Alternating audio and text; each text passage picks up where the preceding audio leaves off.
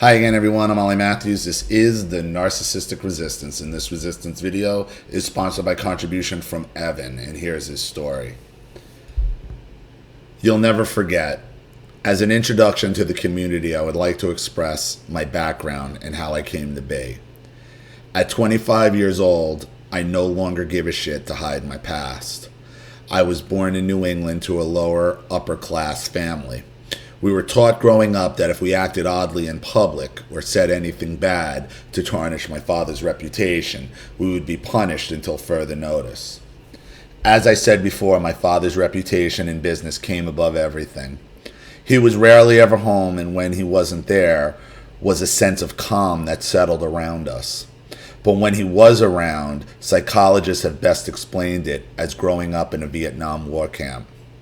How it's caused is by being raised by malignant narcissists. They will beat you down physically and emotionally inside the home, starve you and deprive you of any connection. As coke addicts chase the high of the drug, my parents took turns eliciting fear or rage or panic from me and my sister and broad brush it as normal. I doubt it's normal for an 8-year-old to not want to continue living, but I could be wrong. I have what's called complex PTSD, and I can thank all the aspects of my childhood for making me into the man I am today. What's it like? I have such high levels of cortisol that for as long as I've been alive, I haven't left the fight or flight response most people rarely tap into. I never leave it, I just control it. You may ask, well, didn't anyone notice? Was he this bad outside and didn't anyone say anything? No. They both knew how to keep it in check while we were out, and from the outside, they seemed quite happy and normal. If we chose to speak out against that false projection, they would forget dinner for a few days, or we would be put on silent treatment from the other members of the family. I was an object never loved and constantly forced to fight with one member of the family or the other. I preferred the sanctity of my own room opposed to connecting with new people. I was told no one would believe me if I disclosed what really happened, and I believed them.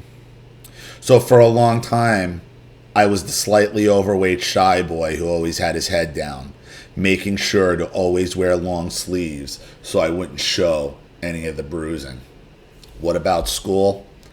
I have an IQ of 130 and develop businesses, but school was tough. When you're trying to remember who fought with who, or if I was going to get thrown over a couch, you tend to focus on that instead of algebra. Trying to walk on eggshells because you wanted dinner is my idea of childhood. Not a great student, but I tried.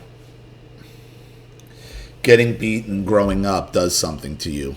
It makes you even more unlike everyone else. I do not fear physical pain, but emotional pain. Those are scars that never really close. You walk around with such open inner wounds, you'd be surprised how much shame we bring on ourselves just to keep the world out. My anger comes from the world ignoring me. I was one of the ones who suffered unimaginable torture and was overlooked by society. My mother choosing to divorce my father only at his highest earnings are just a reminder she was looking for a payout.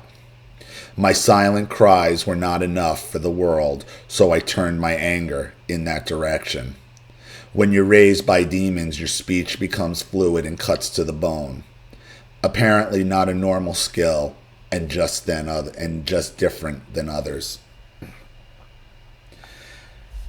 As time passes, and I left home, that he'll hold determined never to be like those people, trying desperately to find validation and acceptance in females, always evading me and disappointment found in its place.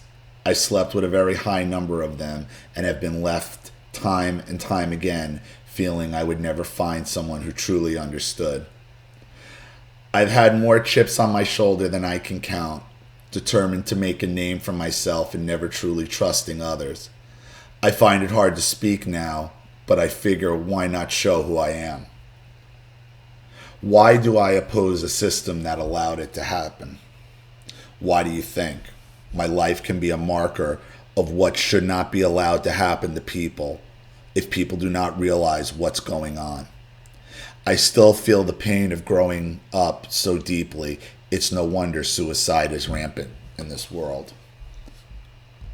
Hopefully some of this shows why I may be different and so passionate. I've never had the option of relying on anyone else, so I've kind of always been going my own way. I wanted to share that with everyone, and hopefully that honesty can benefit those like me, if there are any. Your friend, Evan. Is there a question to this message? I'm not really sure. Who does it fall on? The person who was the torturer is responsible, but does society not play a part? Do we all passively allow it? Do we all passively allow all of this to become acceptable? Maybe my pain will never heal, but at least we can all try to prevent future pain from others. That's what a profitable life is, or how I see it. Well, first of all, thank you for your story and your introduction. I really appreciate it. And Evan's obviously somebody who went through a lot of physical and emotional abuse. But what I've been saying and what Evan is confirming is the physical bruises are easy to cover. Physical bruises heal. Emotional damage follows you for a lifetime. And not only does it not heal, it gets worse. It gets worse because you start getting into points where suicidal thoughts are coming into your mind. For people who, and I'll give you a little insight here. Other than when I was going to kill myself as a kid, and my friend's parents stepped in and stood up to my parents, I've never been suicidal since then. Never.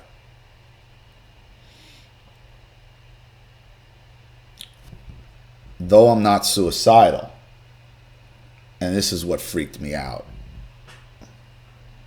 is that, I started having chest pain one day. It wasn't anything. It was just something I ate. But in my mind, I'm like, this might be a heart attack. And I didn't move. And I was like, okay, well, if I die here, I die here. Wasn't even going to say anything to Charlene.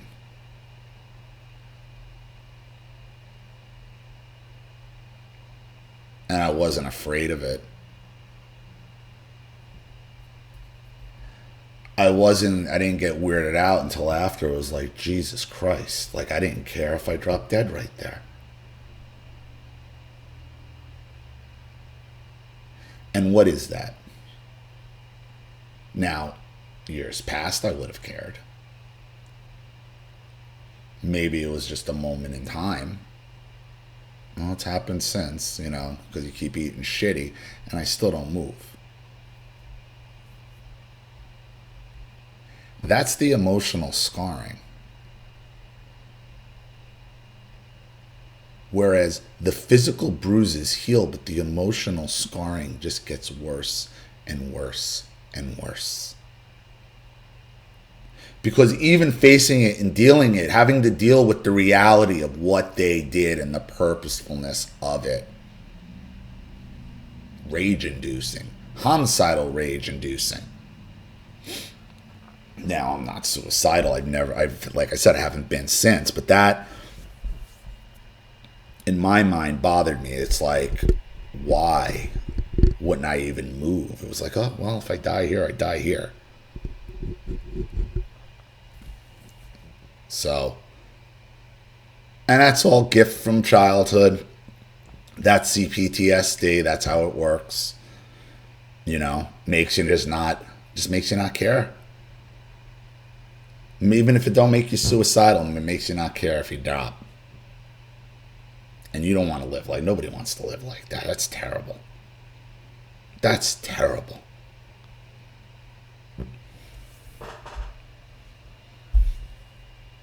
So always remember, and again, Evan, thank you for your story and your contribution. The emotional scars of the narcissist get worse. They don't heal like physical bruises. So, thank you. So thank you for your introduction. Hope that helps. Welcome to the community. Thank you to everybody watching. Please leave any opinions or advice in the comment section below. And again, if you want your story read on the channel, you have a topic you'd like me to cover, a narcissist you'd like to expose, you'd like to set up Skype, a phone call, have a private video made, or a Facebook live chat, or you'd like to sponsor a video like this for someone who needs help and can't afford it, or just make a contribution to the channel in general to help keep it growing, expanding, and surviving, because this channel survives 100% on contributions from all of you. Without you guys, all this goes away. So if you like what you see here and you want to see more videos like this, you know what to do with the PayPal and email links in the description box. Also, please like and share this video wherever you can. Subscribe to my channel if you haven't, and be sure to click the subscription bell to be notified of all my video uploads. I'm Ollie Matthews. This has been the Narcissistic Resistance.